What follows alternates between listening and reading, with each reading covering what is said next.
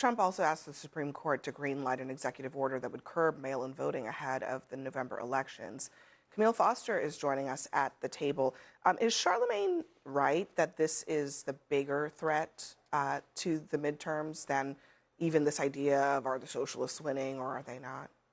I'd say that this is an important issue for Democrats to talk about. Not that they haven't paid a lot of close attention to election shenanigans thus far. I think the issue, though, is the president at the moment is appealing to the courts and appealing to other kind of official mechanisms here. He's not doing anything that is overtly illegal. There have been some orders that I think are constitutionally dubious, but to the extent the courts knock them down, that's what the courts are there for. That's what they're supposed to do. I think Democrats do themselves a disservice when they hyperventilate about these issues, when they talk about them thoughtfully in a very substantive way, when they're talking about policy in a substantive way. That is better for them than, oh my God, he's going to steal the election. That would be aping exactly what the worst of what the Republicans do on these issues. I think you're illustrating the party's vulnerability here. To the extent you guys are talking about, we have to do something about all these ballots.